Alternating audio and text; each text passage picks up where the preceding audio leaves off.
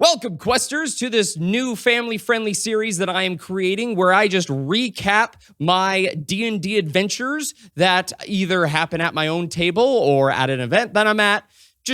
I'm just here to, tell the story of what happened. It's going to be kind of untraditional than what I'm normally known for. I'm known for my characters and, being in front of the green screen and whatnot and having a script and following that. Yeah, I can't do a lot of that stuff anymore because I play stay-at-home dad most of the time, and I just do not have a lot of time. But I'm still gonna have fun. I'm excited to be able to have these discussions and to be able to tell these stories, and you guys see more of me rather than focusing on the music or, major edits or things like that. Let's jump right into my first D&D story, which is actually from my home game that I'm running right now. I am running my very first home game that isn't in front of an audience. This story takes place in a world called Elamic. This world has been made and ready to be used for over 3 years now. Now, you might be wondering, hey, why did it take 3 years to use this world that you created? Well, it was ready 3 years ago with a different group of players.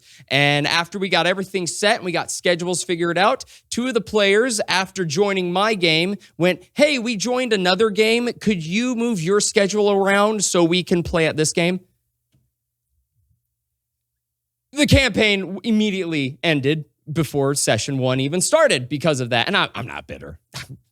I'm over it. I promise. I'm 100% over it. I'm still not salty about being asked that. Now, just a little bit of a background with the world that we're going to be playing in. So the world was created by these things that the people of Elamic called the Keepers. They are the creators of Elamic. And we have time, light, darkness, air, fire, water, and earth. Okay, so they created Elamic, and after the creation, they became weak. And so they went and protected themselves from what they had left of them inside humanoids, which we call the Sages. And the Keepers are hoping that they can gain enough power back where they can be, whole once again. Well, that didn't happen because the Water Sage attacked the other sages and caused the flooding of Elamic. Now, I know everyone's going to be saying something about Avatar and how the Water Nation attacked. But you know what? Maybe I was inspired by that. Instead of fire, I made water. Well, because of the Water Sage's attack on the other elements, the Water Sage caused a great flood, which covered, I believe, 75% of Elamic's land. Great. So it just kind of barely got inhabitable, and there's only just a few places to live on Elamic. So the main problem that the world of Elamic is facing is an overpopulation problem, which one of my players asked, is it because they don't know what birth control is? Now, children, if you don't know what birth control is, it's when the stork comes and delivers the baby on the front step. And when someone takes birth control, it becomes hunting season for the storks. So the storks don't come around. Okay, that's what birth control is.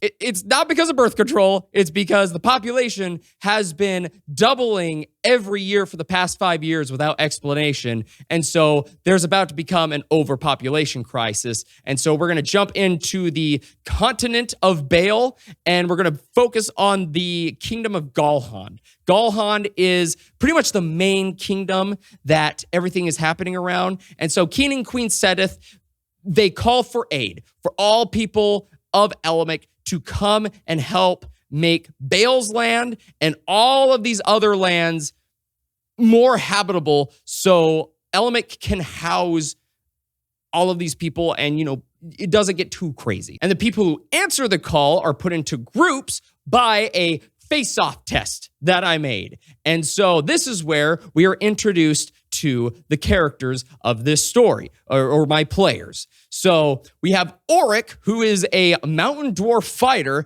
and he spent over 60 years guarding the same wall. Why?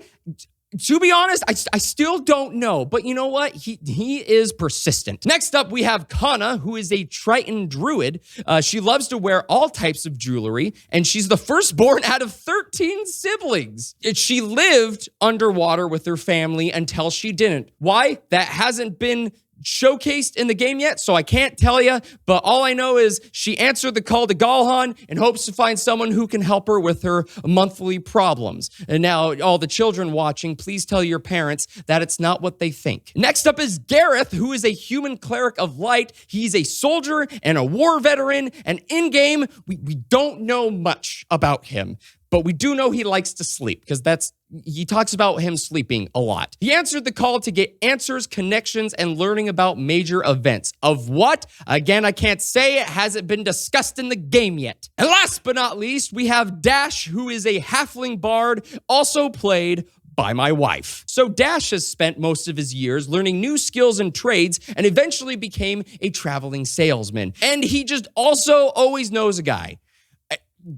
Yeah, so Dash's main goal about joining is slightly unknown. All we're being told right now in-game is that he wants to expand his connections. All of them answer the call to Galhan. They go to Galhan. They see that it is completely full of people, taverns, places of residence. They're all just packed with people. People are living on the streets. It's just super crowded.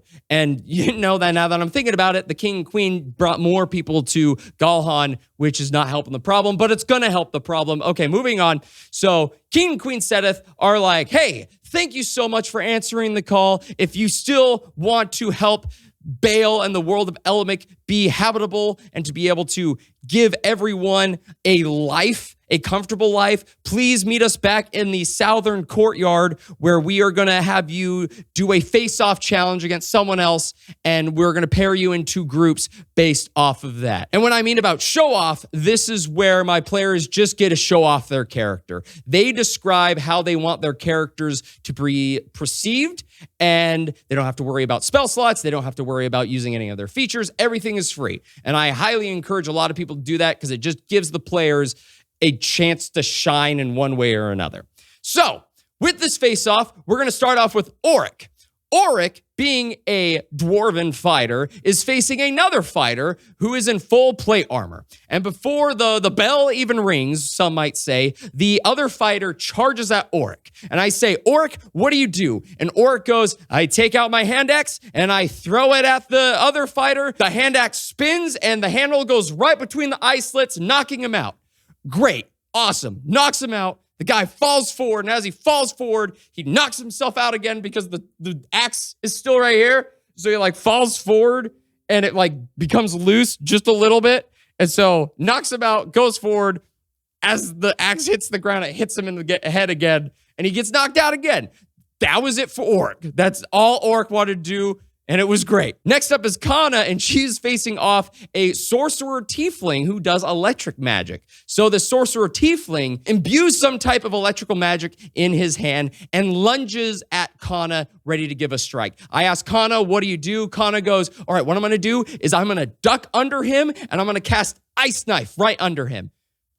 Awesome. That happens. And let me tell you, I've never thought I would have to describe what a tiefling snowman looks like, but hey, I can scratch that off my bingo card now. Next up is Gareth, who is facing against a warlock. And to put it this way, in a cinematic standpoint, if you're seeing Gareth standing over here and the warlock standing over here, the warlock shoots an eldritch blast at Gareth, and Gareth absorbs the eldritch blast with his shield and shoots a guiding bolt out from his shield and hits the warlock. So the people who were watching pretty much saw this warlock. It looked like the warlock shot an eldritch blast and it ricocheted off of the shield and hit him and knocked him out.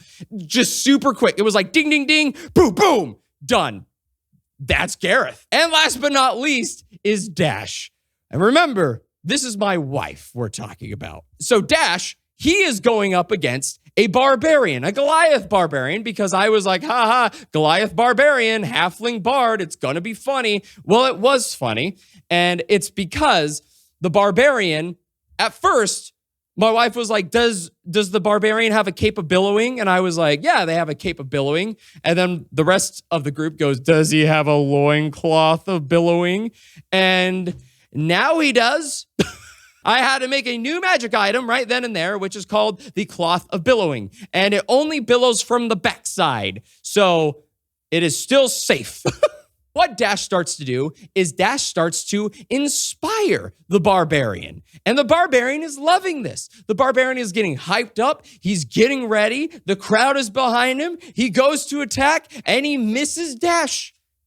Dash inspires him again. He attacks and misses. Inspiration, attacks, misses, inspiration. And Dash just keeps doing this until the barbarian is just exhausted from attacking and missing all the time, where it gets to a point where the barbarian's like, I'm gonna get you. Here I go. And he swings down, he misses. But as I describe that, my wife goes, okay, here's what I want to do. I want his cape to billow right as he swings down.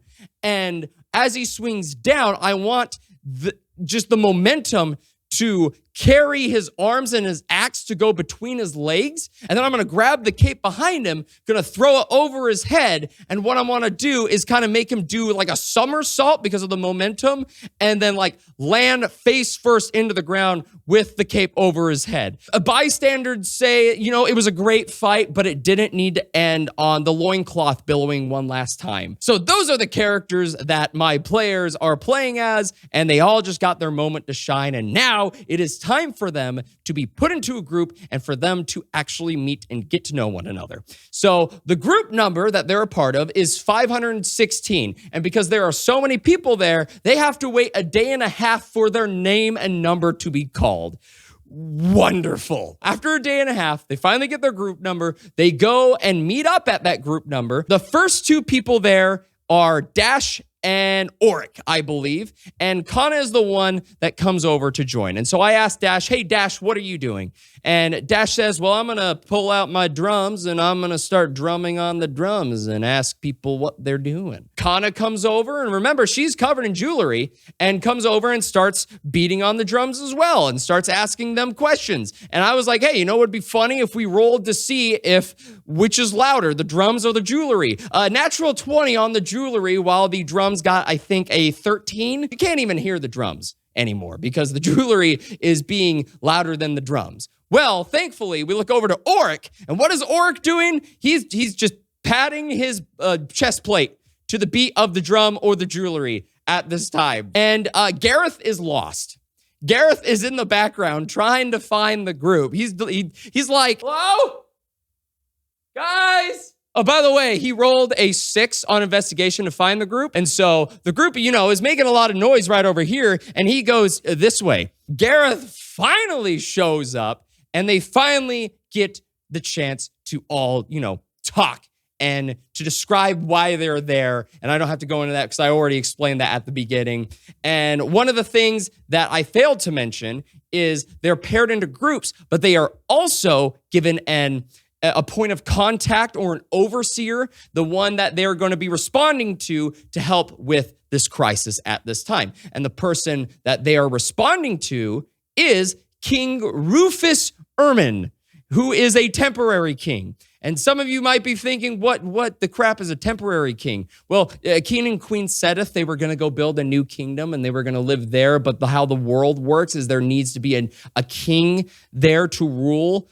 So for a kingdom to be built, and because of the crisis of the overpopulation, they went, hey, Rufus, you're going to be a temporary king right now. Here's all of my hand-me-downs. And some people ask me, that's not how kings work. Well, you know what? That's how it works in my world. Also, I think I have a picture of King Rufus. Let me go find him. Here he is. That's what he looks like. Yes, he kind of looks like Mario. I don't know why. My players even pointed that out. But you can see that I actually named him Sir Alexander Stewart. That's not his name now. I like Rufus Ermin a lot better. Oh, he's a halfling, by the way. I should mention that. King Setheth being a human and giving the halfling all of his hand-me-down clothes. Things are just a little bit too big on him. And he's just happy to be there, guys. He's just always like, yes, hello. Good to see you all. Good to see you. Yes. Like, that's how I talk when I talk about King Rufus. It's great. So as the players are getting to know one another, and as they're asking questions to King Rufus on what is a temporary king and how do they go about things, Auric, a little bit of background for Auric, he is a mountain dwarf, and he is a part of this place called Ironspire, which is like the #1 place to get resources for minerals and things like that. So Auric says, hey, can I do an investigation check to see if the crown on King Rufus's head is real since all these are, hand-me-downs? And I go, sure, yeah, why not? He rolls a 16. I think I roll a 3 to see if it's actual real or not. And so Oric takes off the crown of King Rufus. And he inspects the crown and he deduces that the crown is made of fool's gold. And it's not because he looked at the crown and actually expected the crown. It's because he looks at King Rufus's forehead and notices a nice, finely green line across his head. And I love Oric so much because Oric then says, yep, it's real, and then proceeds to try to put the crown back on Rufus's head in a way that covers the green line. He was so thoughtful, and I very much appreciate that. Oh, you know who wasn't thoughtful during that whole interaction, now that I remember, was Dash. Again, Dash is played by my wife. So she gets to just kind of say and pick on me as much as she wants. The whole time that Dash is having this conversation with King Rufus, Dash is just like, so you're a temporary king? Yes, I am. Well, you're not a real king then. Oh, why do you say that? I've tried my best. Well, you should try harder if you're a temporary king. Well, what I'm trying to do is I'm trying to just make things better. My life hasn't been better since you've been here. Like, wife, what are you doing? Anyway, after a lot of bickering on that end, the King Rufus finally goes, all right, you know what? Let's head back to Ullumford, which is his place of residence, and that's where they're going to be setting up shop. And that's going to be like their main place that they're going to always reconvene at. So they start heading towards there.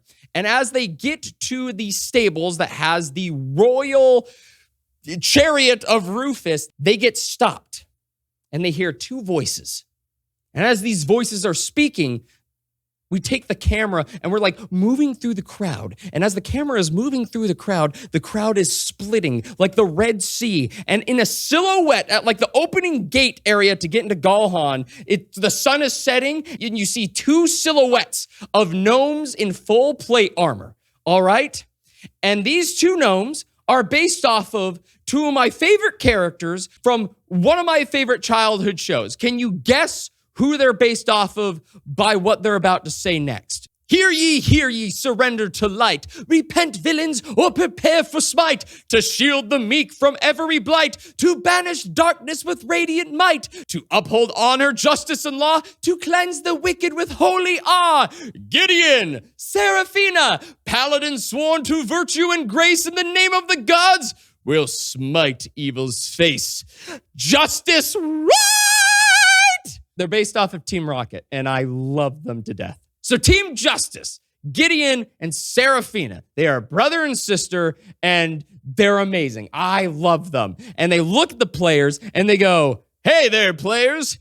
Heard a lot of talk about this group specifically. How about you show us what you can do? How about a friendly bout, one might say? The crowd around them goes, yeah! The players go, yeah, okay. I start playing some awesome rock and roll music as this is going on. And as the rock and roll music is going on, I'm like, all right, Team Justice is going first. What their action is they're just going to hype up the crowd. They're going to get the crowd ready. Yeah, they're trying to get the crowd on their side. It's going to look good. It's going to be awesome. It then gets to the players' turn. And I tell the players, all right, this is your guys' turn to come together as a group and to see what you guys can create together. Again, everything is off the table. You don't have to worry about spell slots, using your features. This is your guys' time to show off. And boy, did they show off. So, first of all, Kana uses mold earth or some type of spell. I can't remember the exact spell, but molds the earth to wrap around the hands of Gideon and Seraphina. So, Gideon and Seraphina are, like handcuffed to the ground. Both hands are like this. Gareth decides to cast Shield of Faith on Oric. Why, you may ask? Well, because Oric decides to just be a raging bull and pulls up his own shield and begins to run straight at Team Justice. Now, you might be wondering where Dash is at this point. Okay, well, Dash is on the back of Oric playing the most rock and rollin' violin you could ever ask for. As Auric and Dash hit Team Justice, they go flying off. They fly over the castle walls of Galhan, and just like in true Team Rocket fashion, they also have a motto where they say, Team Justice ascends once again! Bing! Shout out to Auric's player for coming up with that line, actually. That happens, and the crowd goes wild. The players are just, they're feeling the energy. And Gareth goes up and he says, this battle was in honor of the Lightkeeper, who you should all remember and to remember to pay your respects to. Gareth then rolls a 7 in trying to impress the audience. And the audience immediately gets disappointed because he had to make it political. And they all leave. And this becomes a running joke in the campaign after that. So finally, the players meet up with Rufus. Rufus is ecstatic. He's like, oh my gosh, yes, you did it. That's so great. Let's go to Olimford. All 4 of them get into the carriage. Well, isn't there 5? Yes, there is 5, but Kana decided to cast Speak with Animals and talk with the horse the entire time there. Kana then asks me, is the horse having a good time having a conversation with me? I roll. He rolls an 11, and, the horse is just, it could be worse. They start heading to Olimford, and King Rufus is like, all right, so to let you know about Olimford, it is a literal skeleton of a castle. And I phrased that wrong because my players were like, oh, I'm sorry, are we staying in an actual, skeleton? Is that what you mean? No. It's just, it's a skeleton of a castle. I couldn't think of anything else. I just kept thinking of skeleton because it was the best thing I could describe. And so that's what they wanted to focus on. And I went, the time goes down. You guys fast travel to Olimford.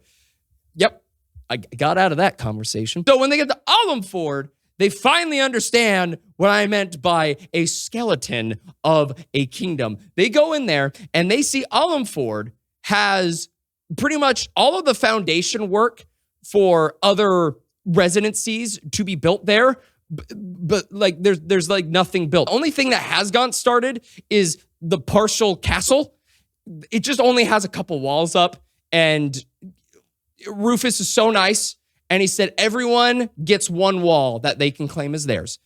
Rufus has 3 walls because he is the king and there's no roof. So now the players are in Olimford, which I can now describe what the main mission is. They must build up Olimford to be habitable to help house the now many residents of Elamic. And this is how I got things set up with my campaign. And it's worked really, really well.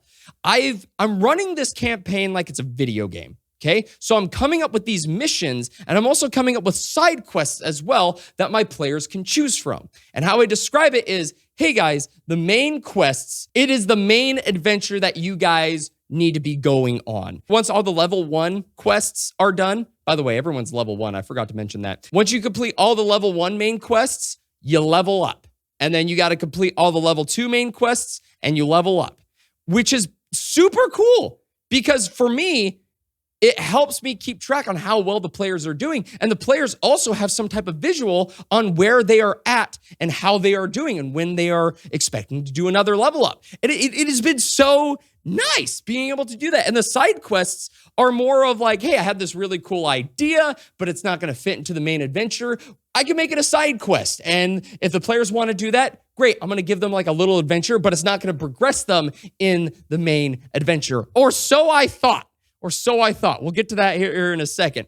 But it's really, really cool how that's worked. And after every main quest they do, they gain some type of resource that goes back into Olimford where they're able to use and interact with before they go out on another mission. So how I have it is like Fire Emblem, for example. Before you go on a mission, you can go to certain places and gain new weapons, gain healing potions, train other of your combatants or your allies, things like that. And so before every mission, my players are able to go into Olimford and whatever resources are open to them, they get to interact with that resource. Now, before the players are able to go out on their first main quest, they hear 2 familiar voices. And as they turn around, once again, the sun is setting. They see two silhouettes of gnomes in full plate armor, and they give off their motto once again. My players are loving this. It is fantastic.